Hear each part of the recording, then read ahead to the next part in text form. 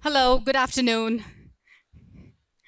How many of you here already know that you want to become entrepreneurs? May I see a raise of hands? Wonderful. So let me walk you through my journey. My journey started when I was in my grade 8. I was an average student. My teachers always told my parents I had the spark, I had the potential, but I didn't have the hard work required for it. And in turn, my parents came home and made sure I was told the same thing. However, studies didn't allure me a lot. There were only two subjects I loved: English and computer science. I loved computer science, and it wasn't even a mandatory subject in our school. I loved solving logic. I loved solving equations. I loved writing code. I would drag my mother for every parent teacher meet to the computer science teacher and show her that I've scored 100. Not that anybody cared about it, but I was very happy. Somehow I started thinking in my grade 8, what is it that I want to do in life? Too early, I realized enough, but that's what happened. And I realized the only thing that fascinates me is logic, and computers engineering is what I want to do. And then I also wanted to become an entrepreneur. The most common question I get is, why did you become an entrepreneur? To be honest, I have no clue. I have always wanted to become one. My heart bet and said, this is who I'm going to be. So on one fine day in grade 8, I've said, I'll do my bachelor's in computer science, I'll do my master's in computer science, get an MBA, and then become an entrepreneur. No logic behind it, no sense behind it. That's what I wanted to do. And that's the day I've set my course. You keep hearing a lot of journeys where people pivot, figure out later in their lives, and become very successful. Mine is a little different. I figured long ago what I want to do, and no matter what temptations came my way along the way, I've stuck to my path. After I finished my grade 12, I got into biotechnology, and it was a rage back then. Everybody believed it was the future of engineering, it was the future of the world, and that is the course that would actually make you a lot of money. And I got in. But I told my parents in no uncertain terms, I'm either doing my computer science engineering or I'm staying at home. So what did they do? They just let me. Another temptation came in after I finished my engineering. I got into Infosys and Wipro. Both very good and dream companies, if you know.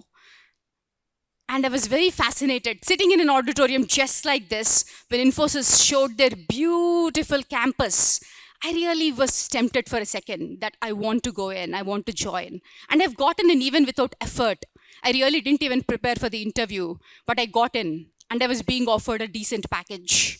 But then I still let the temptation go. I said masters was always my dream, and I went ahead and did it. So after I finished my master's, I went ahead and got a job at Xerox. Again, campus placements. It was very exciting. I worked at the company for a couple of years.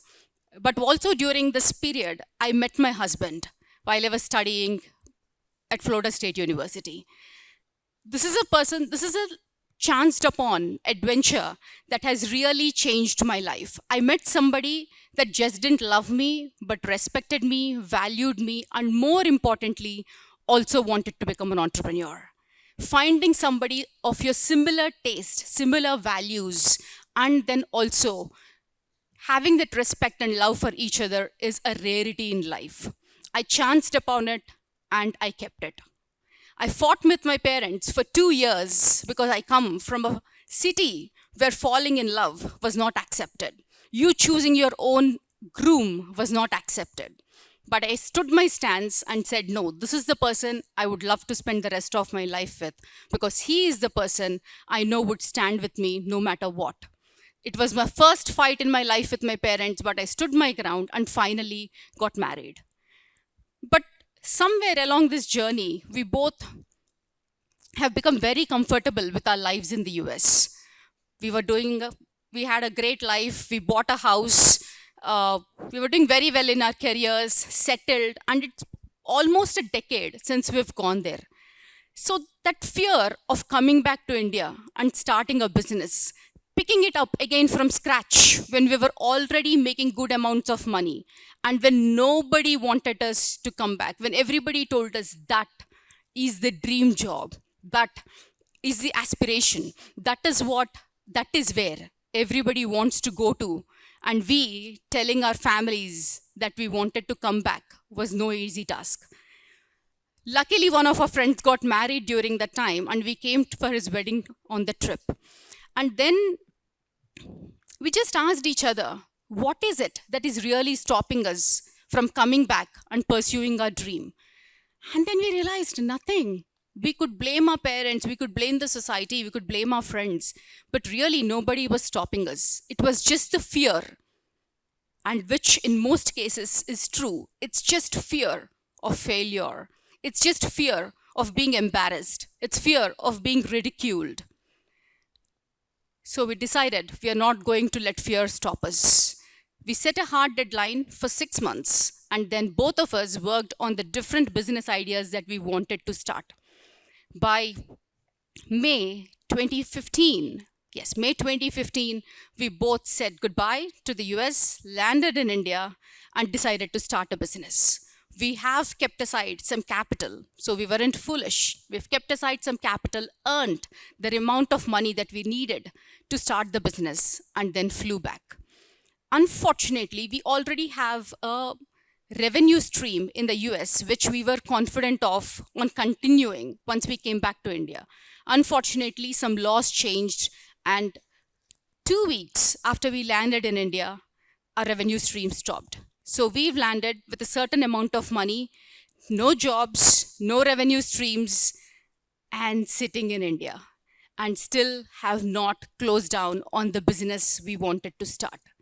That was the most terrifying time of my life. I was scared. My partner was scared. Our families were worried because it was a long cycle from India to the US and to get a good job, to establish a good job, a career, and then give it all up and then realize what we were banking on is no longer the case. We were worried for a while, but we didn't let it keep us down. We started working on both our business ideas that we had.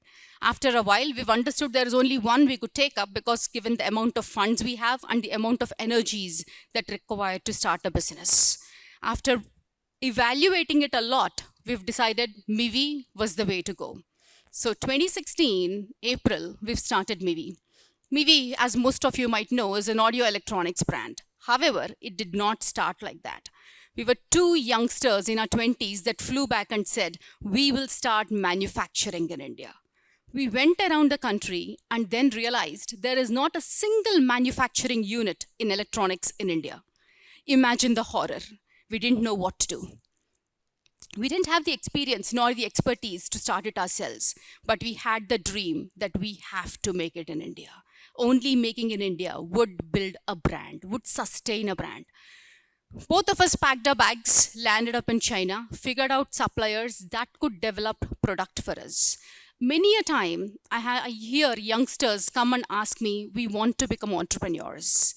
And when I tell them, great, what is it that you already have? They say, I have an idea. Everybody has ideas. Everybody has 10 ideas in a year. Execution is the most important thing. Execution is where 99.9% of the world fails. You will be called an entrepreneur only the day you figure out how to make something, how to build something where nothing exists before. It took us a good 5 years of working with the Chinese companies, learning skill by skill. We've hired people from NIDs, different colleges, have them trained in China, have them trained in Taiwan, have them trained with German engineers. But we've worked for 5 years and in 2020 launched India's first and only manufacturing unit in electronics. Today,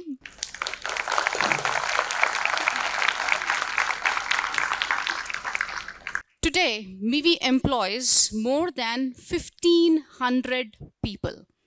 2 jobs resulted in 1,500 jobs today, only because we had the courage let go of our fear and said, we will make this happen.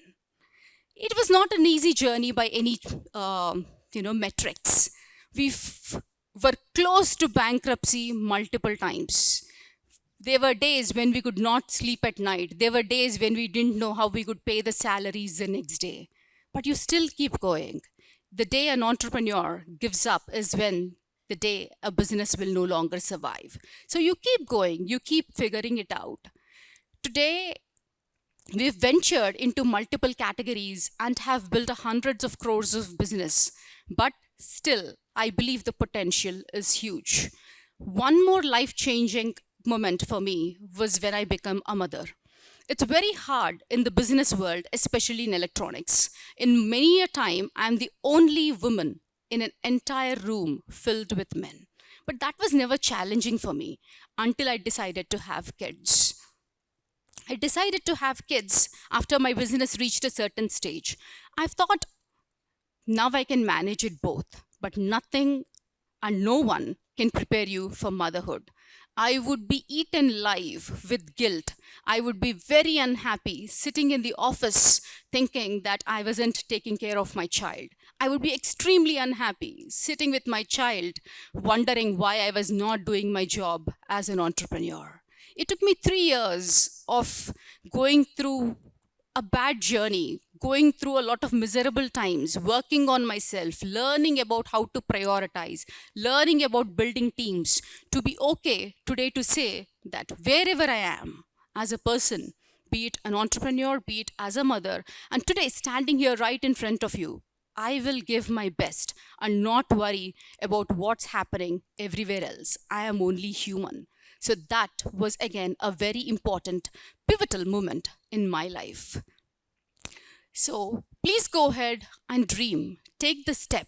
Don't let fear stop you from becoming an entrepreneur. Don't let fear stop you from chasing your dreams. If you put your heart into it, no dream is too high, no dream is too big. All the best.